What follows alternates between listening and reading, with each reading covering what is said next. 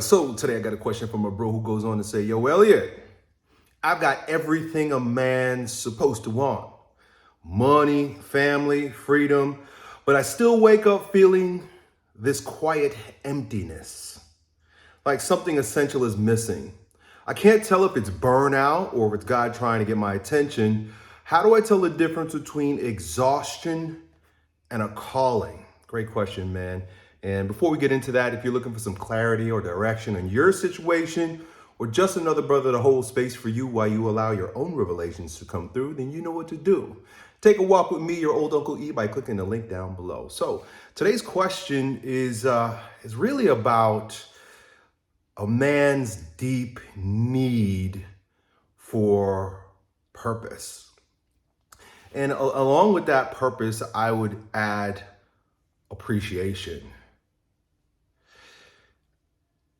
As men, we are not satisfied just being. In fact, there's a saying that goes, women are valued for what they are. Men are valued for what we do. And so we find our value in doing things and providing things, and then also for being appreciated for it. And I don't know about you, but I grew up playing sports.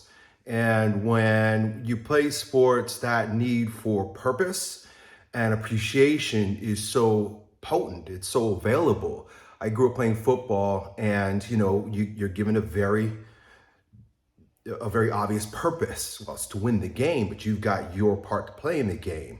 And so your goal is to either, tackle that guy with the ball and keep him out of your end zone, or to grab that ball and make it into the other end zone in order to score points. And although sports are games, they really embody this masculine desire to conquer and to protect. And that's like really our most primal purpose, right? It's to go out and conquer. And it doesn't necessarily mean to destroy, conquer, but like conquest, like to go get it, to go do it, to go and master something, as well as to protect in the way of men, written by Jack Donovan. He talks about how men live on the periphery. And the reason why men live on the periphery is because we protect what's central to our love and our society, right? Women and children. And that's why they say that women and children are appreciated for what they are. Even like your dogs, your pets, they're appreciated for what they are. They're just valuable in themselves. But a man, for self-value, and then to be useful and then appreciated by that which is protected on the inside, women, children, family, honor, tribe, we got to go out there and we got to do that thing that either provides for them or protects them. When we play sports, that's sort of evident. The crowd is cheering, right? When you do the thing that you're supposed to do and the crowd cheers you on, it's amazing. And then you win awards, right? Most valuable player, or you're a statistical hero in some way. Anyway, you come home at the end either, now this is important, a champion or a loser. And it's that very tenacious place that gives us the excitement, and it's why we go into these endeavors. Even being a military man, right? I was never in the military, but I can relate to what these men experience, especially if there's honor behind their mission. It's a matter of like do or die, right? You either come home a hero or you come home in a body bag. And that gives like the purpose meaning. The purpose is to go out there and either to provide, right, conquest, or protect. But then the meaning is so potent because there's risk. There's risk. And then once again, the appreciation. You come home and you win medals, right? You win awards. You're recognized by the hierarchy. You're recognized by the president. You're even recognized in society, although society doesn't appreciate its warriors the way it once did, because it seems like war is carted off somewhere, at least for us in America. And that might not always be the case. So if threats are imminent, you come home and there's appreciation. Your wife is so thankful. Your family is so thankful. The old men gather around and they appreciate you. Sometimes you'll see it, an old guy wearing like a Vietnam hat, and people will say, "I appreciate your service, man." Or if a military man is walking around in his dress blues as a Marine, or he's wearing his fatigues, right? And someone notices them, they will oftentimes receive appreciation. And it's just one more reason to go out and do the thing that we want to do. Now, when those years are over that you're playing sports or you're even available for active duty in the military, there is a blank slate. There's a lack of purpose, and there's a lack of meaning, and there's often a lack of appreciation for yourself as a man. So that very primal desire, that very primal need is no longer fulfilled in our layman's or general population lives. And if you've never engaged in sports in the military, maybe you've always lacked this, and maybe you don't even know that you're lacking this. But here you are, or here I've been, where, well, okay, I don't have a mission anymore. I don't have the team. I don't have the mission. There's no big purpose to winning. There's no meaning because there's very little threat. And for most men, because our jobs just aren't that important anymore when we're living in the secular world. Your wife may already work and make money, and she's a strong, independent woman. She doesn't need you. Your kids are carted off to school, and their heroes are actually on the silver screen, and maybe even on their phone screens. So there's no appreciation, really. There are feminists that will say that we don't need men. We don't need you. That strikes at the core of a man. That really hurts us deeply, that we have no mission, we have no purpose, and we have no appreciation.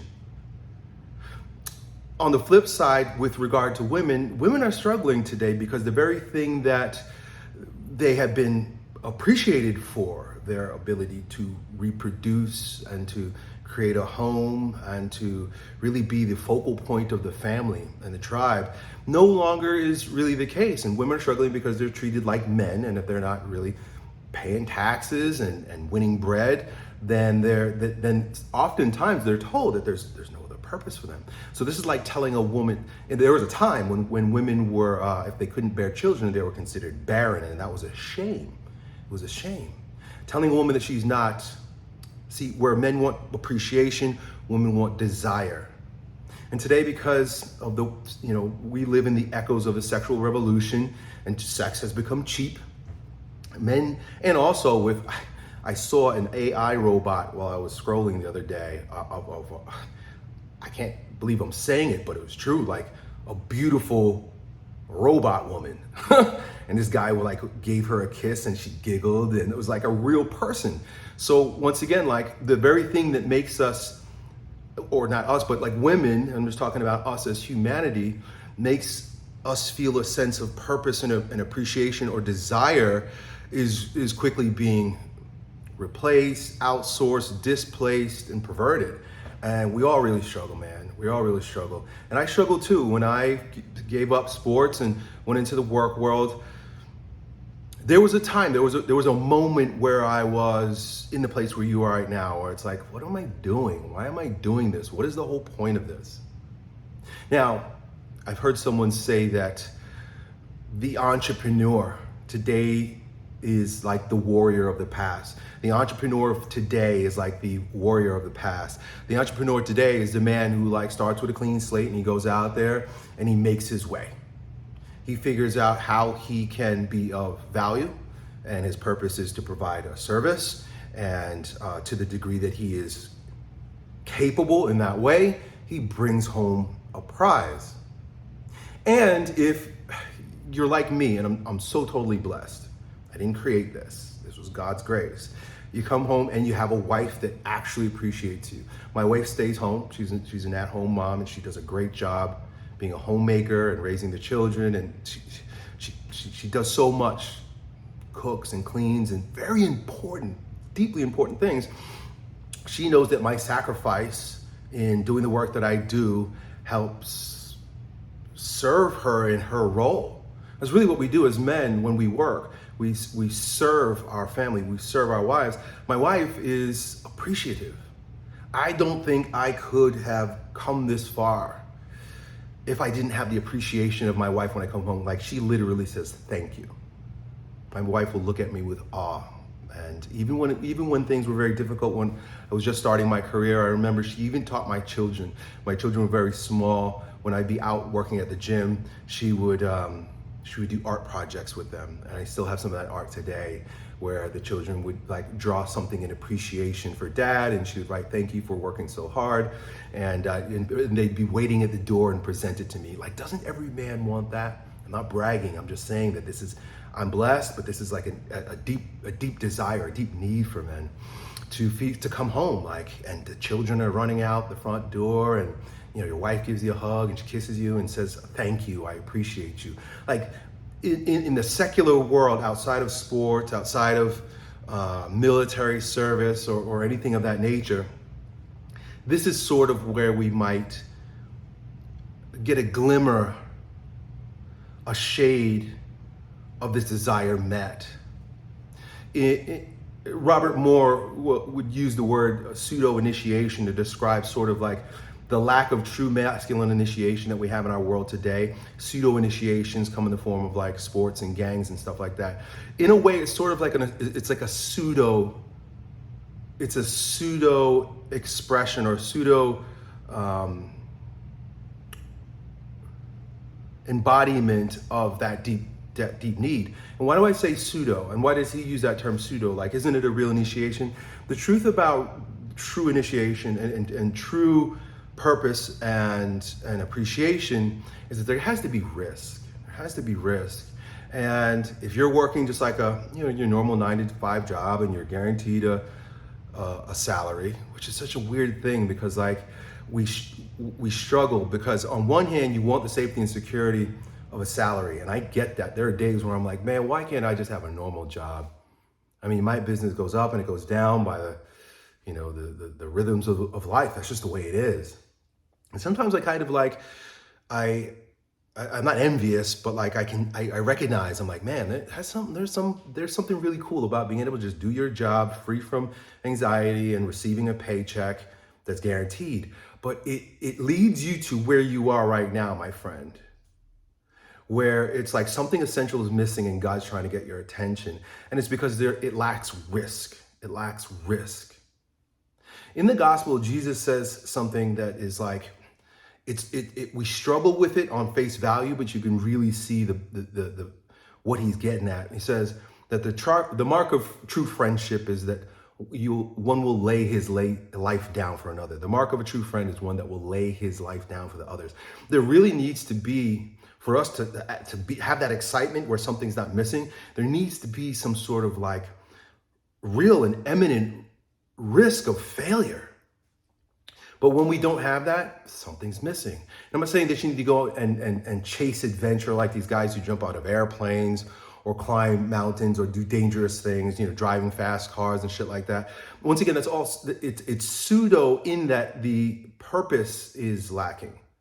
The purpose is to get that high associated with giving it some sort of meaning, because there is significant meaning to taking those risks. You could die.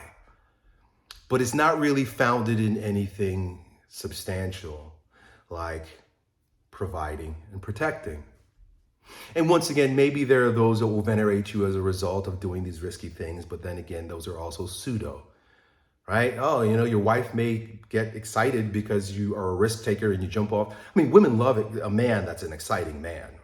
That's one thing for sure. If your woman is if she's nagging you and hassling you, a big part of it probably has to do with the fact that she doesn't feel any risk. Like when you come home after war, like she's excited. When I used to do strongman competitions, my wife, we were together all through high school, college. She watched me play football, and she's like sitting in the stands, like, oh, like, if I'm banging into somebody or somebody's knocking me over, she's like, oh no, my husband. Oh my man. Even when I was doing strongman competitions, like if you ever watch some of the old videos on my Strength Camp channel, you can hear her in the background cheering me on. And you could hear her like, oh no, like or something. So attraction is stimulated and codified. What's the right word? Like, solidified between men and women when we can do and be what we are called to as men in this risky way. That even if it's pseudo, it'll excite a woman. Anyway, I'm talking all over the place here.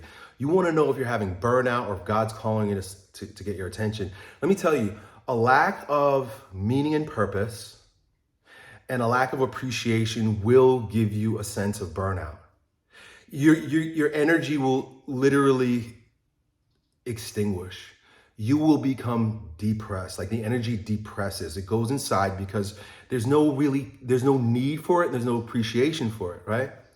Like if you're told constantly that we don't need you, or you're not that important, or you sense on the inside that what you're doing really doesn't make a difference, and you come home and like there's really no appreciation. Maybe your job doesn't appreciate you, right? Like maybe your boss doesn't say thank you, or there's men deeply understood by Napoleon. I'm not saying I love Napoleon, but he was a military genius because he understood men. He said, men will die for ribbons. Men will die for ribbons. So if you're not receiving ribbons, you're not getting your flowers, as they would say today, you're not receiving your flowers, then the energy depresses. It's like, well, what am I doing? Why am I doing this? And it happens to be where you are right now. You are in a burnout, but it's not because of doing so much. It's because of not doing enough. And I'm not saying that you're not working a lot, but you're not working in the way that men are called to work, the way that you're called to work.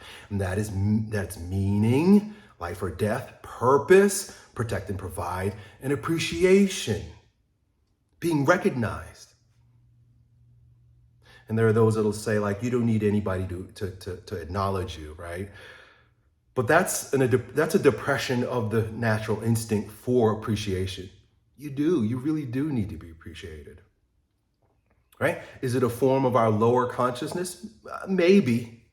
Can you elevate it and know that you're appreciated by God? Yeah, it is. But God gave us this life. God allowed your soul to incarnate so that you can have the human experience. And if we deny the human experience, and the human experience in all of its facets, including appreciation from one another, teamwork, community, you're not getting the full human experience, and your soul is going to suffer.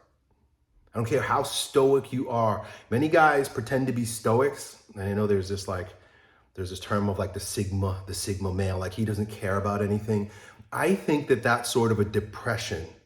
I think that's a sort of like a repression of the natural instinct to actually care and to actually want people to care. So it's not natural at all. The nature of the human man, flesh and bone, it is fueled by these needs. Their needs: a purpose, meaning, and appreciation. So here you are, you're asking me what to do. Well, I never tell anybody what to do. When you get on a guidance call with me, my job is not to call you to tell you what to do, but is to help you understand where you are and point to where maybe you're not seeing things in its fullest light. In our society, when a man who has achieved, right, a man like you, I'm going to call you a provider. There are three types of men that I typically work with: seekers, builders, and providers. The seeker is the guy who really doesn't know what to do with himself. He's very young usually. The builder is the guy who's out there, he's hustling, he's struggling, maybe he doesn't feel appreciation. But the provider is the guy that did all the right things. He's got all the things. He got everything that everybody says that you're supposed to get, but then he feels empty on the inside. When that typically happens, anywhere between the age of oftentimes like 36 and 48, that 12-year cycle, I'm just coming out of it now, and I'll tell you, I get it. They call it a midlife crisis, and it becomes a crisis because our society doesn't recognize the deep need for men in that space and doesn't create space or facilitate the initiation into the second half of life. And that may be where you are right now. You may be being called into initiation in the second half of life. And initiation, in all initiation, just like the path of holiness that I've showed you in other videos and stuff, there are stages. The first stage is maybe where you're at right now, which is conversion, recognizing that like shit ain't just not working for me the way it used to. Like it may have worked for the past season. It may have gotten me to where I am right now, but I'm being called to start anew. And so that awareness is transformative in and of itself. And there's great grace to that. So I don't want you to feel like God has rejected you and now you're in a dark night. You are in sort of a dark night, but not because of being cast off like the world would have you think, that you are no longer of value, but because you need to reimagine, reignite your value. And the second phase will always lead you to purgation. Purgation, purification. This is why in ritual initiations for young men, there's like, they would call it hazing, but there are like rites of passages. They would do some horrible things, but like with great meaning, like telling a boy he needs to go and catch a lion, or like, tying him up and putting him over an anthill with fire ants, right? Like so that he can suffer. There's suffering associated with it. And you have to allow yourself to suffer during this phase. The reason why that suffering is so important is because just like fire purifies, you are in the heat of purgation. God is purifying you of your old self, your old ego, the old version of yourself that is not going to be resourceful for this new phase. And there are a lot of guys that a lot of like alpha guys, hyper masculine men around my age, and trust me, I get it. Rather than going through that, will revert, will go back. And this is where they start using hormones, start getting on TRT in order to like feel it again so they can compete with guys in the previous stage. But at some point, the longer you push it off, at some point, it's going to be called. You're going to be called. You can't get away from it. Otherwise, if you're in this season, right, the third swipe around the clock, like I am, and you push it off, you're going to feel it later. You may even carry it to your deathbed and wonder why you didn't do more. And that doing it's interesting because it's not a doing, it's a letting go. To be purged of the old you is a letting go. You got to let go. You got to let go. You got to let go of the old, and then you will be enlightened with the new. God will begin to show you your new meaning, your new purpose. And for men, so like, during the early phases of life, like it's very extroverted. When you're, a teenager in your early 20s, it's fight, right? Maybe you literally were fighting MMA, boxing, or, for me, it was competition, football, strongman. And then you get into the next phase and it's like work and career and climbing the ladder. But once you get into this new season that if you're being called to as a middle-aged man, it's an inward call. It is literally life or death of the ego. And that's why it's scary. That's why it's confusing. And that's why we need ritual initiators to walk that path with us and to show us that like, no matter what you do out there, you're not going to be satisfied in here because the new call is inward. That's where you're being called. You're being called to the inner life. And for me, this new spiritual battle, if you will, looks a lot like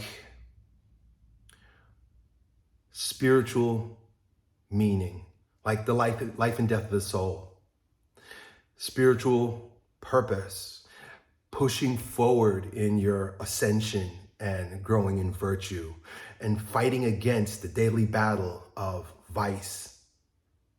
And vice doesn't have to just mean drugs and pornography. Vice can be like my old ways of thinking. For me, it's a lot of fear and a lot of striving and a lot of ego, a lot of control, letting go of that. So it's scary, which gives it meaning. But then the appreciation part is different, so different as you evolve. Rather than needing the appreciation and being bolstered by that, I think we're called to serve by appreciating those in the need of appreciation stages. This is why Robert Bly and Iron John and, the Return of the King by Robert Moore talks about how a king, right? These phases are, they're mythical. The mythical king is known by his ability to bless. The mythical king blesses. He doesn't need veneration. He receives it from above because he's been through everything. Think about King David, right? He was acknowledged. He was chosen. He fought the battles. And then he started to really delve into his spiritual life and write the Psalms. And lead, but not lead like from the front, which, we're told that when we're in the extroverted seasons, right? The red hot season. Now you're going into the black season. It's leading from behind by appreciating and mirroring younger men. I'll leave you with this. I once heard a story about men in South America who were coal miners. A group of men, old and young, and they were deep into a coal mine, right? What are they doing, right? They're risking their lives to protect and provide. They're really doing manly work. And there was an implosion. The cave crumbled in on them and they were stuck. They were all alive deep inside this cave. And as the story goes, the young men who were full of vitality and fury and energy, they immediately go to work and start digging. We got to get out of here. Start digging, going hard, like just like when you are. I remember playing football and it was just like a self-sacrificial attitude. Like I'll destroy my body to get that ball. Same thing with like a man in the military. So these guys, they were doing what we're called to do in that outward, that extroverted way. Chigging. But at a certain point, as is always the case, they hit a wall. And they're like, man, they knew that they as much work as they did, hours on end, they just were not seeing daylight. And they collapse in tears. And as those young men whose energy petered out and the despair started to settle in, put their head between their legs and started crying, that's when the older men that didn't have the energy to do the extroverted work, but did the inner work to know true purpose and true meaning, true value and appreciation, began speaking into the hearts of those men, those young men that were dejected. And it was those words, that mirroring, that reignited the vigor and virtue in those young men that ultimately got them out, but they would have not been able to do it had not the older men appreciated them. And so, my man, depending on where you are in these phases, maybe you're called to a new journey, an inner journey. And a part of that inner journey is not about receiving, but giving. Oftentimes that looks like doing charitable work, particularly for young men. I was at a workshop this weekend and I met a man who is an older man and he goes into the prison systems. And he goes and he speaks into the lives of these rejected men in the prison, young men. And he speaks into their hearts and he enlivens them with the light of Christ. And it's that gives him his meaning, not getting it from the outside.